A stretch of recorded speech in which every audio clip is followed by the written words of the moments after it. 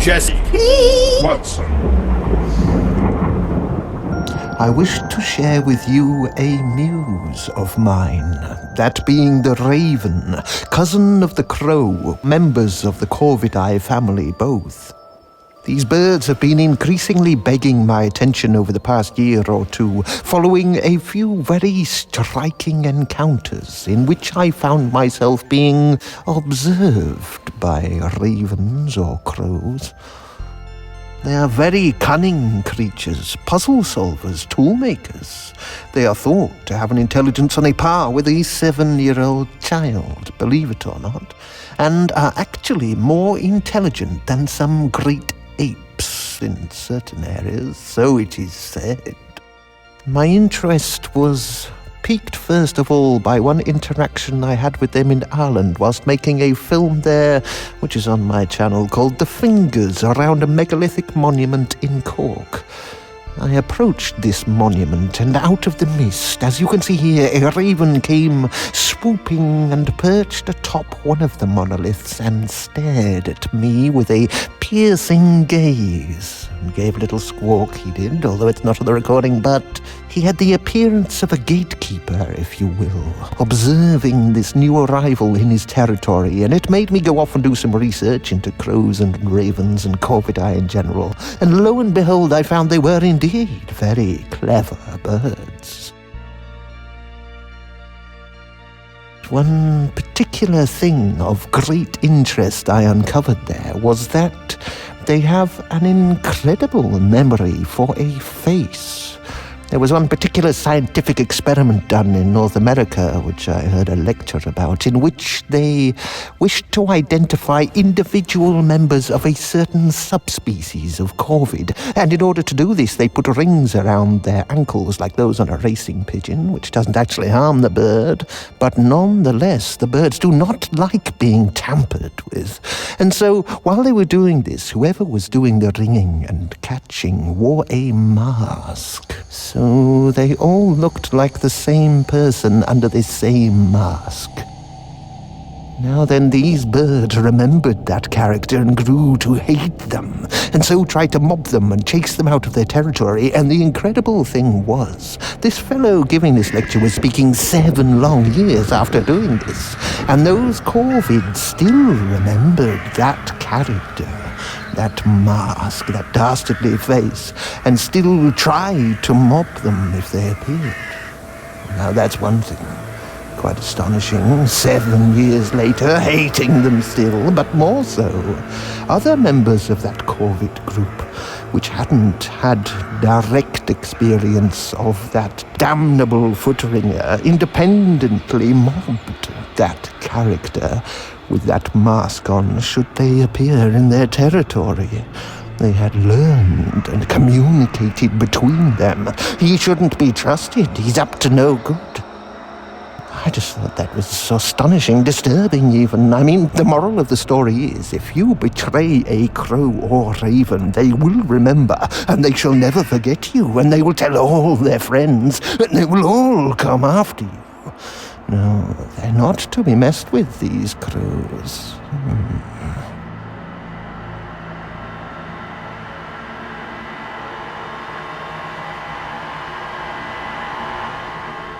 I have great respect for them, personally. Yes. They live by an honor system, clearly. I'm much the same way inclined myself. So, I decided today I would try and bring some pairs of ravens under my influence that had a territory around where I have been parked up for the past couple of months, whereabouts I have been living in my van. And so I decided to feed them a mixture of dog food, sultanas, and sunflower seeds. I was not sure which would work best. They are omnivores. They eat both vegetable matter, seeds and the like, insects and roadkill, so on and so forth. It appeared his preference was sultanas, though it was not certain. You cannot see while I'm showing this footage. The most important thing is, if you stare at wild animals straight, if you stare directly at them, full frontal, they will take that as an indicator that you are targeting them with the intention of making them your prey. So, with this dark lord here, he would only approach when I turned sideways and looked away from him after putting down the food. If I carried on facing him and looking at him directly, he would not approach, because it appeared to him that I might be about to pounce on him. Yes, so resist that temptation.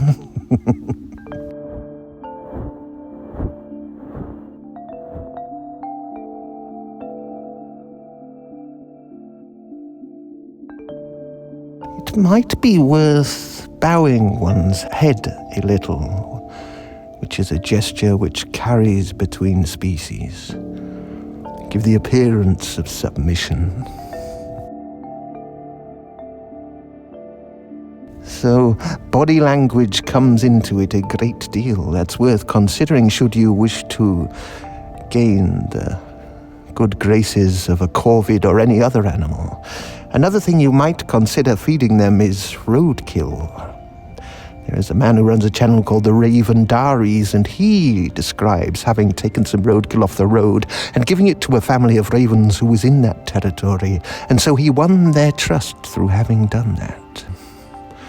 So relations with them are intricate and subtle. There are many stories of ravens bringing gifts to people who feed them, and therefore thanking them in some kind of ritualistic manner. There are question marks, nobody is quite sure what's going on, but there are many accounts of occurrences of that mode, yes. Many mysteries.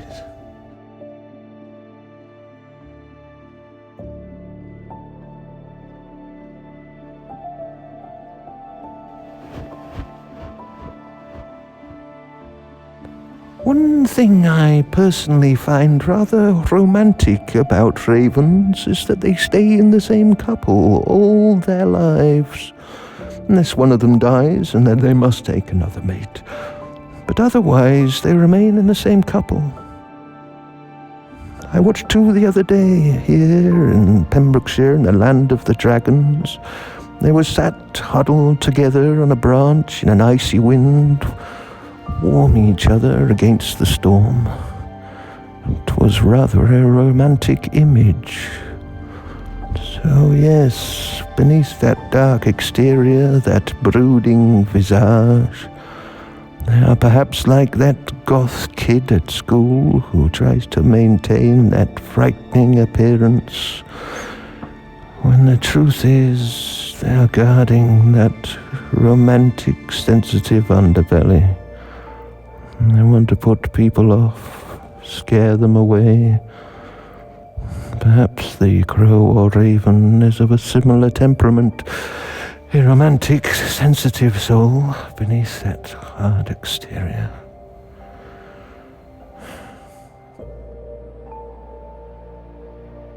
Something I've rather regretted since I've been travelling Britain over the past couple of years. I thought, wouldn't it have been amazing if, as I'd gone around the country, I had gained the trust of various pairs of ravens, feeding them, so on and so forth, and then when I'd have returned the next year, they might have remembered me. And that bond of trust that we'd built together might remain. Wouldn't that be something?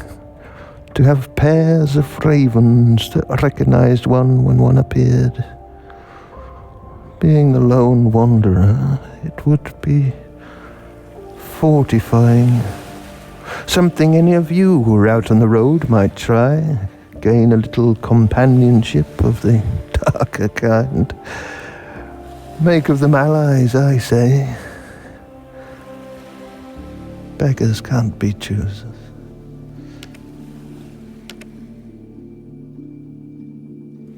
With that said, they have come into my films a lot over the past couple of years because I find their perpetual silhouette particularly photogenic.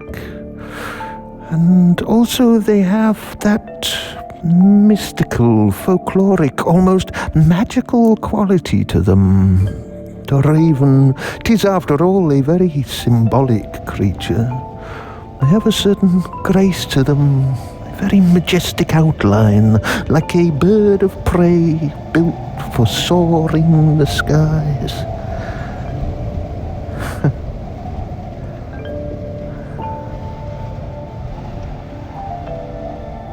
And within that darkness, there are hues, blues and greens, hidden in depth. There's a great subtlety to their lack of colour. Great depth to their darkness.